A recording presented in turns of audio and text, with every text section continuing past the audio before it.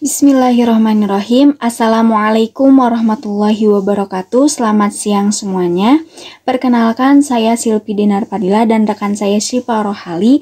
Sebelumnya kami berterima kasih kepada dosen pengampu mata kuliah Kapita Selekta Pendidikan yang telah memberikan tugas kepada kita untuk mempresentasikan atau membahas materi mengenai adaptasi madrasah terhadap kurikulum merdeka. Adapun poin-poin yang akan kita bahas yaitu meliputi 7 poin. Yang pertama, konsep dasar kurikulum merdeka. Yang kedua, problematika adaptasi pemerintah terhadap kurikulum merdeka. Yang ketiga, problematika adaptasi kepala madrasah terhadap kurikulum merdeka. Yang keempat, yaitu problematika adaptasi guru terhadap kurikulum merdeka. Yang kelima, problematika adaptasi peserta didik terhadap kurikulum merdeka. Yang keenam, problematika adaptasi masyarakat terhadap kurikulum merdeka. Dan yang terakhir yaitu solusi terhadap kelima problematika yang telah disebutkan. Untuk pembahasan yang pertama yaitu mengenai konsep dasar kurikulum merdeka.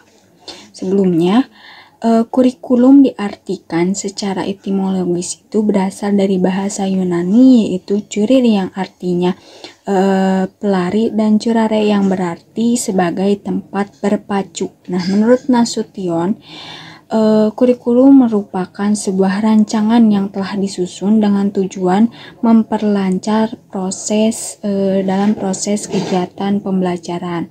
Lalu adapun pengertian dari kurikulum merdeka itu sendiri adalah kurikulum dengan pembelajaran intrakurikuler dengan konten yang beragam agar siswa atau peserta didik dapat lebih optimal dan memiliki cukup waktu untuk mendalami konsep dan juga menguatkan kompetensi.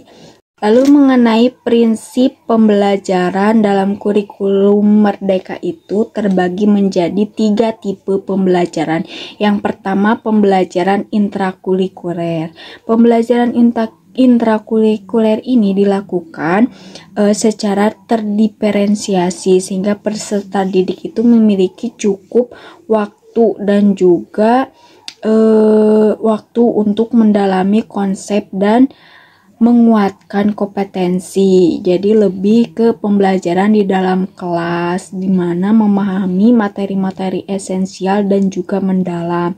Lalu yang kedua yaitu pembelajaran kokurikuler di mana pembelajaran kokurikuler ini yaitu dilaksanakan dengan penguatan penguatan profil pelajar Pancasila.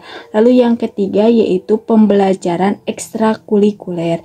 Pembelajaran ekstrakurikuler ini dilaksanakan sesuai dengan minat murid dan tentunya sesuai dengan sumber daya satuan pendidikan itu sendiri.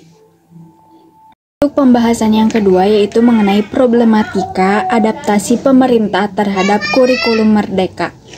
Dan adapun problematika yang kita temukan ada 3. Yang pertama, problematika mengenai hasil tes PISA. PISA ini maksudnya adalah Program for International Student Assessment.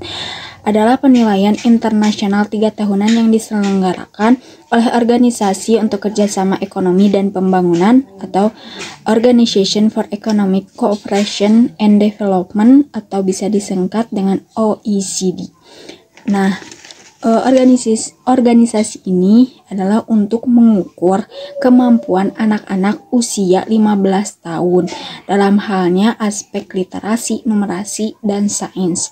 Nah, skor PISA Indonesia sejak tahun 2001 itu belum mengalami peningkatan yang signifikan. Bahkan di 2018 sekitar 52% dari pelajar Indonesia menjadi sampel untuk tes PISA ini berada dalam kategori low performer maksudnya.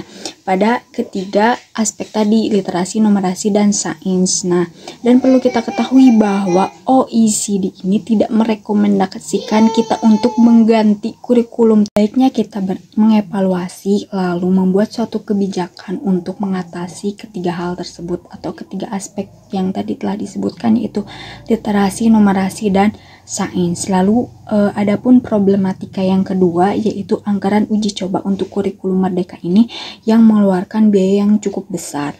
Nah, pemerintah berdalih kurikulum merdeka ini telah diuji cobakan dan juga telah diimplementasikan di sekolah-sekolah penggerak yang mendapatkan pendampingan intensif dari Kemendikbudristek.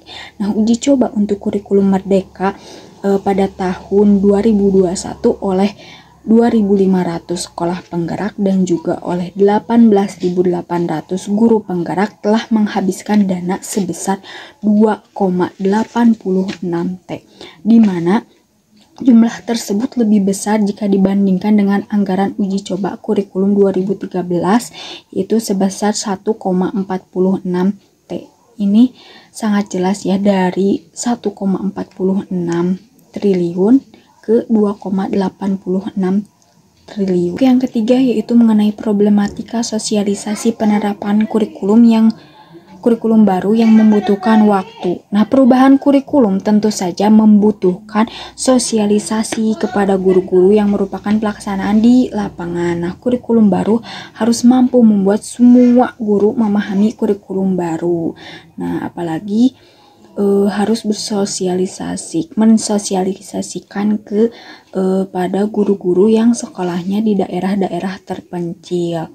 Lalu untuk pembahasan materi yang ketiga yaitu mengenai problematika adaptasi kepala madrasah terhadap kurikulum merdeka. Nah, ada 6. Yang pertama, asik dengan paradigma lama. Mungkin kepala madrasah ini terlalu nyaman terhadap paradigma yang telah dijalankan. Mungkin tujuannya sudah tercapai, terus hasilnya dengan paradigma ini memuaskan. Maka dari itu ini menjadi suatu problematika. Lalu yang kedua, malas berkreasi dan berinovasi, karena untuk berinovasi pastinya inovasi tersebut harus lebih baik dari yang sebelumnya, dan juga dalam berinovasi dan berkreasi pastinya akan menimbulkan suatu problem atau persoalan baru yang harus dihadapi. Lalu yang ketiga, tidak menyukai tantangan. Nah, kepala madrasah yang tidak menyukai tantangan dan nyaman dengan kurikulum yang lama tentunya tidak. Ini menjadi suatu problematika dalam adaptasi kurikulum merdeka. Lalu yang keempat, terlibat dalam KKN atau korupsi, kolusi, dan nepotisme. Ini menjadi suatu problematika yang sangat mengganggu untuk adaptasi kurikulum merdeka. Lalu yang kelima, komunikasi yang rendah, karena komunikasi ini sangat penting ya, karena dirasa sangat penting. Terkadang terjadi suatu miskomunikasi yang menjadikan suatu problematika. Lalu yang selanjutnya, yang keenam, ada fasilitas yang kurang memadai. Contohnya seperti saya waktu di KKM itu ada di suatu daerah, sekolah itu ternyata fasilitasnya kurang dari segi bukunya masih menggunakan buku KTSP, sedangkan untuk LKS-nya kurikulum 2013, namun untuk fasilitas buku itu kurang memadai. Jadi ini menjadi suatu problematika untuk pengadaptasian kurikulum merdeka. Baik, di sini saya akan menjelaskan tentang bagian yang D, yaitu problematika adaptasi guru terhadap kurikulum merdeka. Problematikanya yaitu yang pertama, mengenai kesiapan sumber daya manusia atau guru sebagai pilar utama pelaksanaan kurikulum merdeka. Yang kedua, problematika mengenai kemampuan guru dalam pemberdayaan fasilitas teknologi berbasis digital. Yang ketiga, menambah tugas guru. Yang keempat, manajemen waktu rendah. Dan yang kelima, kompetensi skill yang kurang memadai.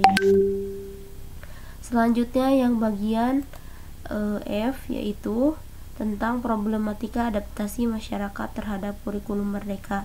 Yang pertama yaitu problematikanya yaitu ketika ada di masyarakat, adaptasi terhadap kurikulum merdekanya yaitu menimbulkan perbedaan dalam standar pendidikan antara satu daerah dengan daerah lainnya. Yang kedua, adanya ketimpangan sosial.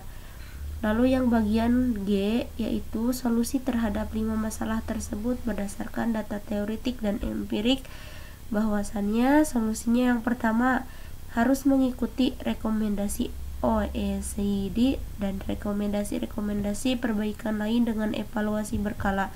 Yang kedua, kepala sekolah sebagai pemimpin lembaga pendidikannya dalam mengembangkan kurikulum merdeka belajar di sekolahnya dapat dilakukan dengan memaksimalkan proses evaluasi pada supervisi akademik untuk bahan refleksi agar bisa menciptakan situasi belajar mengajar yang lebih baik. Lalu yang ketiga, skill yang memadai. Jadi solusinya harus mempunyai skill yang memadai, meningkatkan kualitas pengetahuan atau kompetensi yang dimiliki guru, akan mempermudah jalan dalam menerapkan kurikulum merdeka. Yang keempat, mengambil kebijakan yang tidak menambah tekanan pada kondisi ekonomi masyarakat. Yang kelima, meningkatkan literasi. Yang keenam, membangun komunikasi dan kerjasama yang baik. Yang ketujuh, meningkatkan kepekaan dan kepedulian terhadap pendidikan. Yang kedelapan, meningkatkan kesejahteraan ekonomi. Mungkin sekian pemaparan materi yang telah saya sampaikan. Terima kasih. Wassalamualaikum warahmatullahi wabarakatuh.